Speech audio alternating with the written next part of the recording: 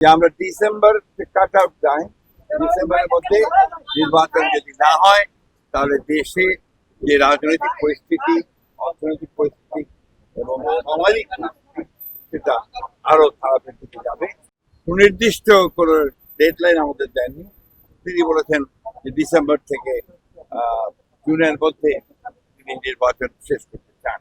এই কথা তিনি আজকে আবার আমরা একেবারেই সন্তুষ্ট নই। আমরা পরিষ্কার করেই বলেছি যে আমরা ডিসেম্বর কাট আউট টাইম, ডিসেম্বরের মধ্যে নির্বাচন যদি না হয় তাহলে দেশে যে রাজনৈতিক পরিস্থিতি, অর্থনৈতিক পরিস্থিতি এবং সামাজিক পরিস্থিতি সেটা আরো খারাপের দিকে যাবে। সেটা তখন নিয়ন্ত্রণ করা কঠিন। আপনাদের অবস্থান কি হবে স্যার? আপনারা যে বলছিলেন বারবার বলছিলেন যে আপনারা ডিসেম্বরের মধ্যে নির্বাচন চান, মাননীয় প্রধান উপদেষ্টা আজকে আপনি যেটা বললেন যে আপনাদের কিছু বলেননি, আমরা আবার আপনাদের সামনে আলোচনা করে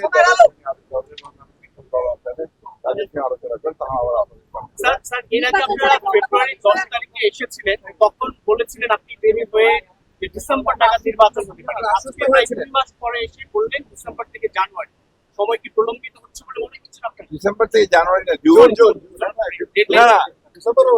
না, এটা ডিসেম্বরের কথাই বলা হয়েছে। এই কথা বলেননি যে ডিসেম্বরে হবে না, কিন্তু জুন পর্যন্ত নিয়ে থাকে। আমরা এই কথা পরিষ্কার করে বলেছি যে আওয়ার কাট আউট টাইম। এই শিফটিংটা কেন স্যার? আমি বলতে পারবো না।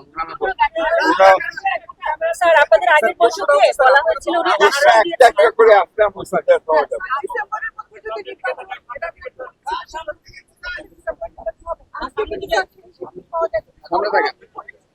আমরা কি বললাম, আমাদের সঙ্গে আলোচনা করে আমরা স্যার আপনি কথা হয়েছে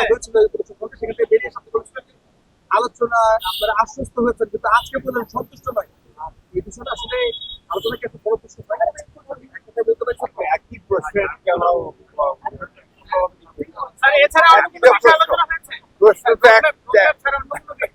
অনেক বিষয় আলোচনা হয়েছে, এটাই ছিল মুখ্য বিষয়। ধন্যবাদ। আসসালামু আলাইকুম।